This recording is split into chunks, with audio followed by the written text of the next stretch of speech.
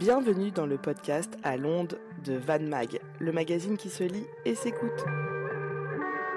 Retrouvez ici la version radiophonique et enrichie d'un article que vous avez peut-être déjà lu ou qui vous donnera envie de le lire.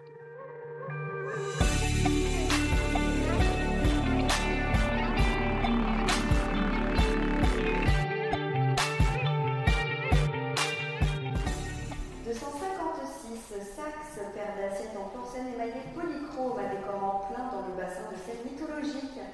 Débutons à 30 € et il y a preneur sur ordre. À 30, l'enchère est avec moi. Que dit-on ? 40, 50. 50, c'est avec moi. En voulez-vous toujours sur le live ? 60, 60, c'est vous contre mes ordres. À 60, nous sommes, c'est en live. Que dit-on dans la salle ? 60, c'est sur le live contre mes ordres. J'adjuge. Adjugé 60. Au 12,42. Une main qui se lève dans la salle, un prix donné par téléphone ou en ligne. Les enchères montent à la salle des ventes Ruellan Auction à Vannes. Au marteau, maître Hélène Heurtaud anime une vente dédiée aux arts de la table, traditionnellement organisée à quelques jours de Noël et toujours bien suivie. Pour cette édition 2024, 454 lots ont été sélectionnés avec soin par les commissaires-priseurs Vanté avant d'être proposés aux plus offrants. Notre métier est un métier passionnant. Bien sûr, on recherche la pépite, mais on recherche surtout le plaisir de découvrir des objets, même si ce sont des objets de petit prix, ils peuvent être de qualité, ils ne sont peut-être pas au goût du jour, puisque le prix des choses dépend du goût du jour. Mais nous, ça nous fait plaisir, malgré tout, de rencontrer des objets qui aiguisent notre regard. C'est un métier passion enfin, je le vis comme tel aujourd'hui. Pour ce nouvel épisode d'Allons de Van Mag, on a suivi Jacques-Philippe Ruellan, commissaire-priseur Vanté et fondateur de la maison Ruellan Auction, dans les coulisses d'une vente aux enchères publiques, rue du Docteur Joseph Audic.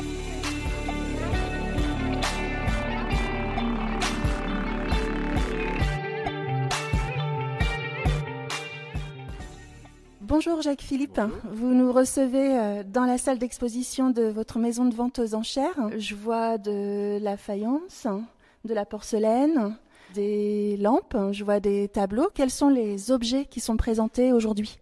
Aujourd'hui, la thématique, il s'agit des arts de la table, de la décoration, de la belle décoration, donc de la porcelaine, de la faïence, des tableaux, des sculptures, beaucoup de petits objets de curiosité qui sont en accord avec la période de Noël. On a à peu près 400 numéros, on a beaucoup de choses, à tous les prix et pour tous les goûts surtout. C'est une vente classique, sans objets extraordinaires, mais beaucoup d'objets très sympathiques, de belles curiosités. Par exemple ? Par exemple, cet automate que je vois derrière la vitrine, là-bas, ce sont des automates des années 70 qui vont plaire certainement à des petits et à des très grands aussi, puisque ça se collectionne. J'aperçois en effet un Goldorak. Goldorak, c'est vraiment au goût du jour et c'est un Goldorak articulé des années 70 et je pense qu'on va bien le vendre. Ça doit être estimé dans les 50 à 100 €. Ça peut faire 100, ça peut faire 150. Tout est à vendre sans prix de réserve aujourd'hui. Le prix de réserve, c'est le prix minimal en dessous duquel on ne descendra pas. Bien là, c'est au plus offrant et je pense qu'on pourra faire plaisir à tout le monde demain. Là, il y a 2-3 personnes qui sont là dans la salle pendant que nous parlons. Chaque vente est précédée d'une exposition. Oui, c'est obligatoire, une exposition qui permet aux futurs acheteurs de sélectionner les objets qui les font vibrer. Et l'exposition est très très utile. Ça permet de découvrir, de redécouvrir des objets qu'on n'avait peut-être pas bien remarqués. Donc l'expo dure 1 jour et demi. Ça permet aux gens de venir, de revenir, de venir en famille, de venir seul également, et puis pour apprécier ou mettre des options sur chaque objet. Là, on est dans une salle avec un peu de hauteur de plafond, ce qui explique que ça résonne un petit peu dans le micro. D'où proviennent tous ces objets et comment a été fixée leur mise à prix ? Alors, la plupart des objets proviennent de journées d'expertise que nous organisons régulièrement, tous les 15 jours à Vannes notamment, et puis également dans le Morbihan, dans les Côtes-d'Armor, on organise des journées d'expertise dans des lieux où les gens n'ont pas l'habitude de rencontrer des commissaires-priseurs, n'ont pas l'habitude, ne peuvent peut-être pas se déplacer, donc nous allons vers eux. Il y a aussi les successions qui nous permettent de réunir des objets qui sont en vente par les héritiers. Et puis il y a des gens, des particuliers qui viennent nous voir, qui nous disent, bien vous organisez organiser une telle ou telle thématique, de la bande dessinée par exemple, ou des faïences, des porcelaines, nous en avons, pourriez-vous les estimer? Et quand c'est de qualité, quand ça nous permet d'enrichir notre vente, eh bien on les sollicite et parfois ils acceptent, même très souvent, on leur donne un prix. Et puis si ce prix leur convient, eh bien ils les vendent. Donc tout le monde peut venir avec son objet. Oui, tout le monde peut venir avec son objet. Dans les journées d'expertise, nous avons énormément de monde. Dès le matin, 9h jusqu'à 18h le soir, les gens viennent pour avoir des informations. Et si les informations leur conviennent, eh bien, ils nous laissent des objets à vendre. Et c'est l'esprit des journées d'expertise. Savoir ce que les gens ont entre les mains.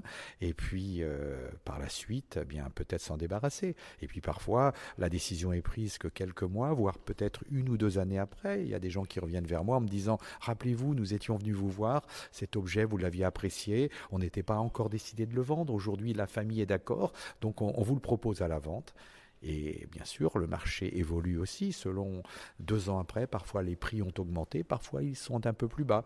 C'est la règle du jeu, la règle du marché. On continue notre petit tour de salle. Là, c'est du cristal ?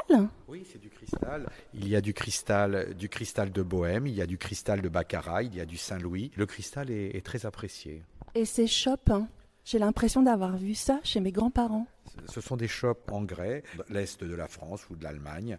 Ce sont des shops en grès polychrome. Ce sont des petits objets de décoration, mais c'était des objets d'utilisation courante, en fait, dans les familles. Dans tous ces objets, il y a la curiosité, les objets de décoration et les objets qui avaient une utilité, qui aujourd'hui sont moins utilisés et que l'on met en vente. Les expertises, c'est le nerf de la guerre. Vous avez l'air de vraiment vous y connaître dans tous les domaines. Alors, nous sommes des généralistes.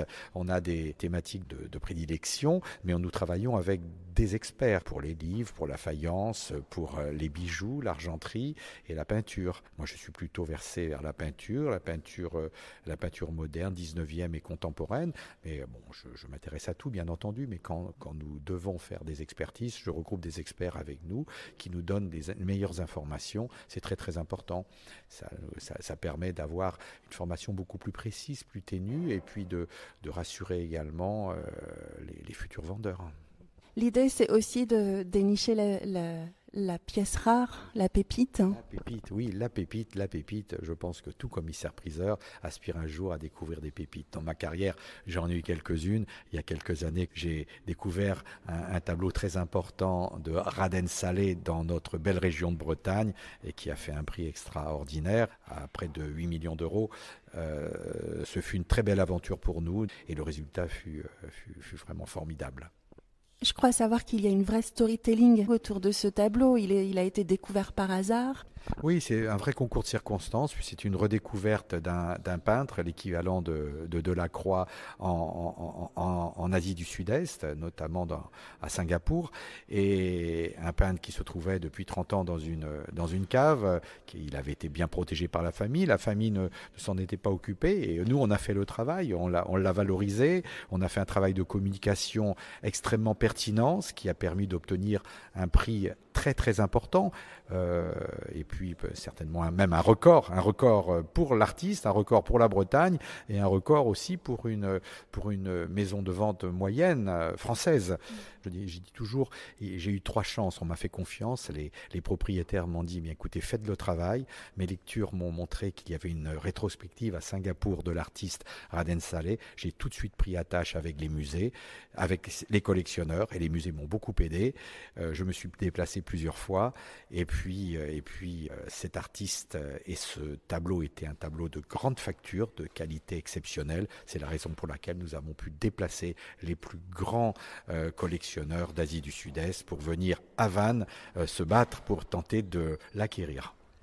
Il y a une autre vente aussi qui a été marquante, avec notamment la présence du prince du Qatari et des collectionneurs du monde entier. Alors en 2009, nous avons dispersé la collection Bellon. La collection Bellon, c'est de l'archéologie, des pièces antiques, notamment des terres cuites appelées tanagra, de très très grande facture. Et nous avons déplacé aussi des collectionneurs du monde entier, dont le prince du Qatar qui était là, et des gens qui se retrouvent une fois tous les 15 ans peut-être pour des grandes collections dans le monde entier, New York, Londres, et cette fois c'était Vannes. Et Vannes avec un très gros résultat et des préemptions de musées. Nous avons eu 15 préemptions de musées du Louvre, du Petit Palais et de musées de province, ce qui était absolument extraordinaire. L'ancien président du musée du Louvre, M. Martinez, s'était déplacé. Nous avons eu beaucoup de bonheur pendant une semaine à rencontrer tous ces grands collectionneurs internationaux qui se sont ici rencontrés, qui se sont salués, qui avaient plaisir à se revoir autour d'une collection exceptionnelle. En même temps que nous parlons, j'aperçois un tableau qui me semble être le port de Collioure. Ça me rappelle des vacances d'enfance. On a vraiment de tout dans cette... Cette vente aujourd'hui, c'est vraiment une vente mixte avec, je vous disais, les arts de la table, de la peinture décorative, un petit peu de mobilier et puis des objets de curiosité. Effectivement, c'est une vente qui peut plaire à beaucoup de gens. Et ces ventes dites belles décorations sont souvent déplacent beaucoup de monde.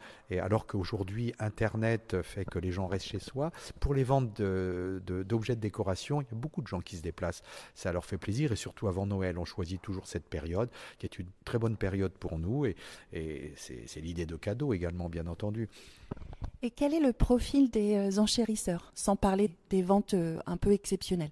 Oui, le profil des enchérisseurs sont des gens curieux, des gens qui aiment les belles choses, le bon goût. Chacun a son goût, bien entendu.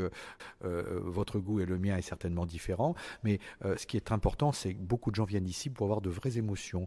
Il y a des objets, ils le disent souvent, ça me rappelle mon enfance, ça me rappelle ma grande-tante qui me montrait des objets. Et aujourd'hui, c'est moi, j'ai un petit peu de moyens, j'aime collectionner, j'aime... Pas spécialement devenir un collectionneur, mais j'aime posséder des objets avec lesquels je vis et qui me font plaisir au quotidien. Et c'est très important.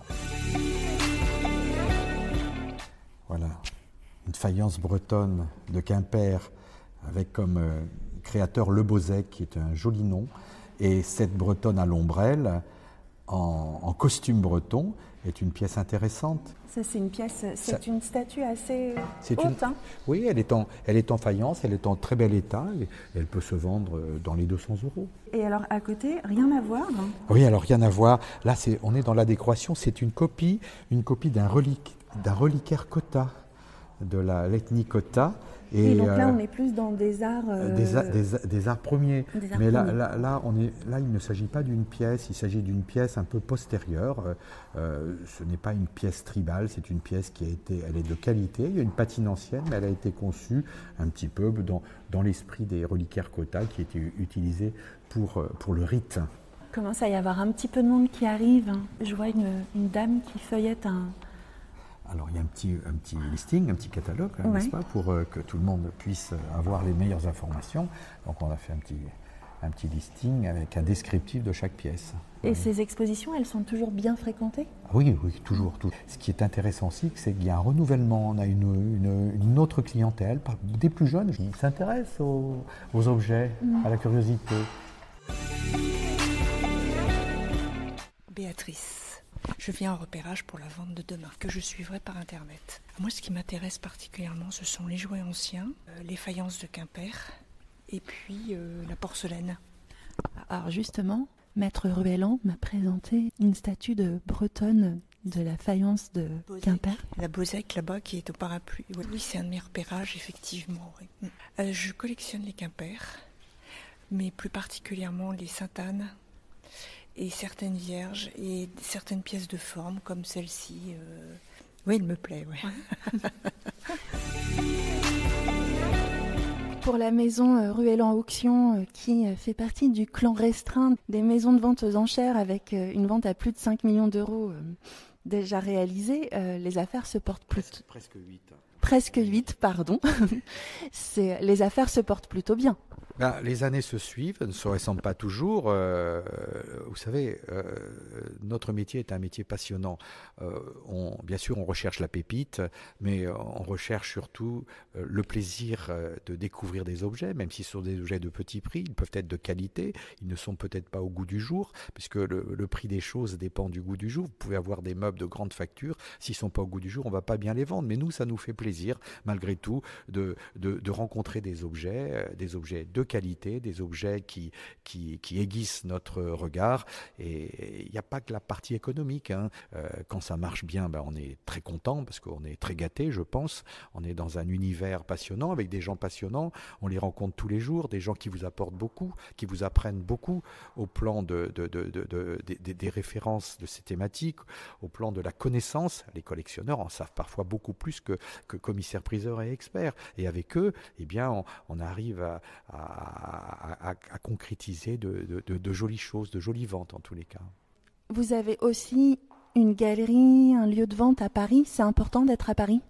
Alors, je pense que c'est important d'être à Paris. Je me sens d'abord vraiment breton, mais un breton aussi à Paris, une partie de la semaine. J'ai toujours eu des bureaux à Paris et là, nous avons la chance aujourd'hui de nous trouver dans le centre de Paris, place Dauphine, où nous avons un lieu d'exposition et un lieu de vente. On a fait la première vente sur l'âge d'or du cinéma il y a quelques semaines, qui a plutôt bien marché. Et il y aura des ventes aussi à venir après.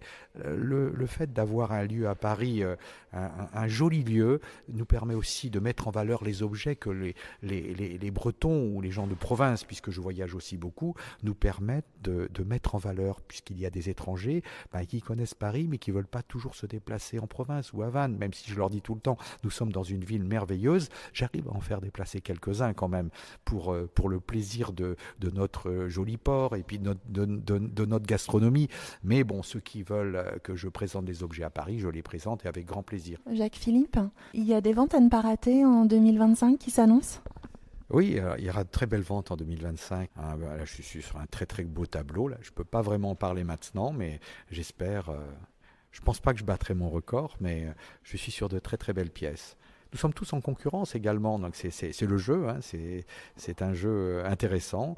Il faut faire venir à soi les vendeurs et puis les convaincre à un moment donné de vendre et de vendre à Vannes. En tout cas, quel teasing pour le tableau. On a envie de savoir là.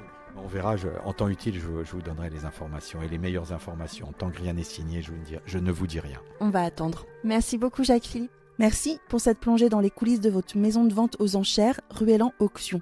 On consulte les dates des prochaines journées d'expertise et des ventes organisées à Vannes sur votre site internet www.svvruellan.com.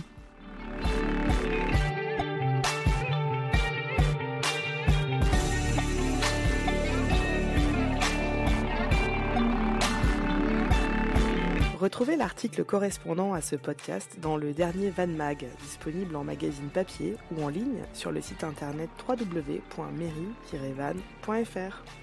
On vous dit à bientôt à l'onde de Van Mag.